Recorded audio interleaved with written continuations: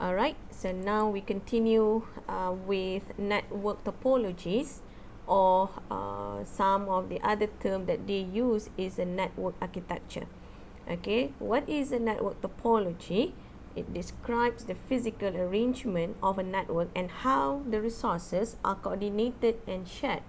Okay, so actually we have a lots of topologies, but for your syllabus we just cover about bus network, ring network, star network, mesh network, and hybrid network.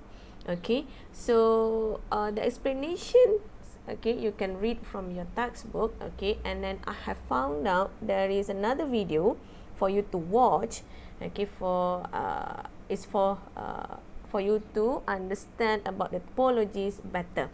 Okay, so let we enjoy the video. What are network topologies? So that's what we're going to talk about in this video.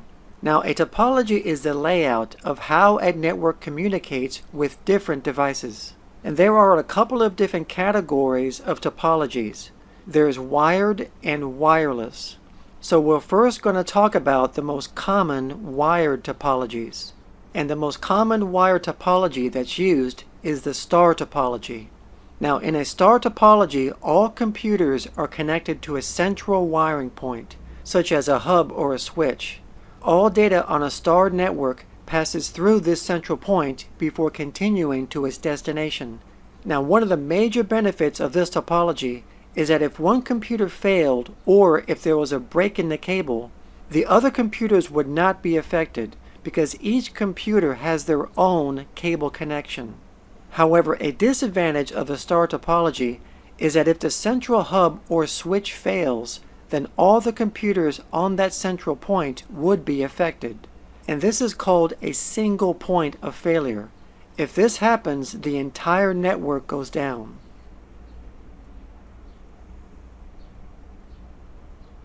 Another type of topology is called ring. The ring topology is a type of network configuration where each computer is connected to each other in the shape of a closed loop or ring. So every computer on this ring has exactly two neighbors for communication purposes. Each data packet is sent around the ring until it reaches its final destination. Now, this kind of topology is very old and is rarely used today. Now, the advantage of a ring topology is that they are easy to install and easy to troubleshoot.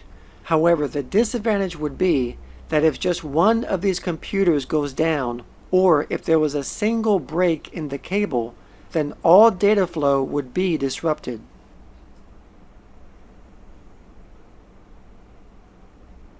And the next one is the bus topology.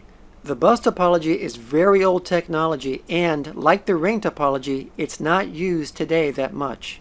This is the kind of network setup where each of the computers and network devices are connected to a single cable or backbone. And this backbone is a coaxial cable. The computers connect to this cable using special connectors called BNC, which are also known as T connectors. One of the advantages of the bus topology is that it is also fairly cheap and easy to implement. However, a disadvantage of the bus topology is that it requires that the cable be terminated at both ends using terminators. In order for this setup to remain operational, there must not be any open connections, including the ends that attach to the computers. So if a computer is removed, or if the terminators are loose or missing, then the cable would be open and then data would bounce back. And this bounce is known as signal reflection. And if this happens, data flow would be disrupted. And there is also the mesh topology. Now, in a mesh topology, each computer on the network is connected to every other computer on the network. So by having so many connections, it handles failure very well. In this illustration, there are 4 computers with 3 connections on each computer, which makes a total of 12 connections for this network. Now, the advantage of a mesh topology is that it creates a high redundancy level, because if one or more connections fail, the computers would still be able to communicate with each other. However, because of the amount of cabling and network cards that have to be used, mesh topologies can be expensive, so they are rarely used on local area networks or LANs. They are mainly used on wide area networks like the Internet.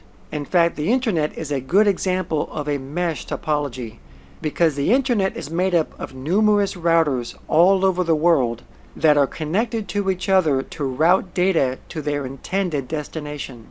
So even if a few routers go down, the data will get rerouted using a different path to ultimately reach their destination. So the Internet is very redundant because it's using a mesh topology. So now we're going to talk about wireless. Alright, so we have another topologies there. Okay, but we stop until mesh topologies. Okay, so and in that video they didn't explain about hybrid network. Okay, so what is a hybrid topology? Okay, hybrid topology is a types of network topology that use two or more differing network topologies. Okay, these topologies can include a mix of bus topology, mesh topology, ring topology, star topology, and tree topology.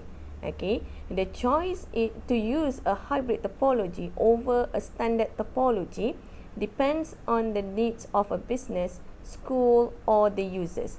The number of computers, their location, and desired network performance are all factors in the decision.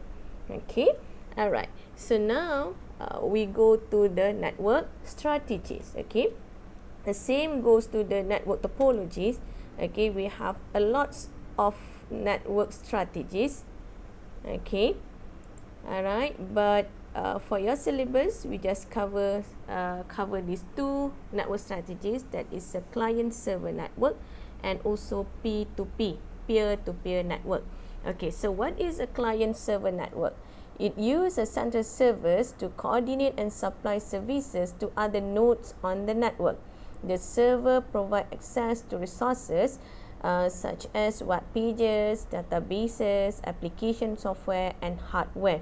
Okay, this strategy is based on specialization. Okay, the server nodes will coordinate and supply specialized services, and client nodes request the services. Okay, commonly used server operating system are Windows Server, Mac OS X Server, Linux, and Solaris. Okay, so client server network, okay, are widely used on the internet. The advantage, okay, of the client server network strategy, example, the ability to handle a very large network efficiently. Okay, alright, and then it's also powerful network management software to monitor and control network activities.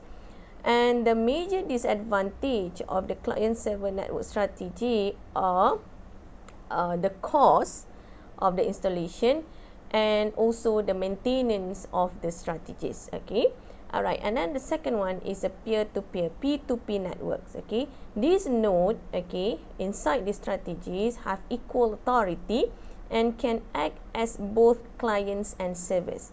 Many current popular game, movie, and music sharing services use these network strategies. Special file sharing software such as BitTorrent can be used to obtain file located on another personal computer. Okay, what is the advantage of P2P? Easy and inexpensive to set up, to use. Okay, and disadvantage of P2P, lacks of security controls or other common management function.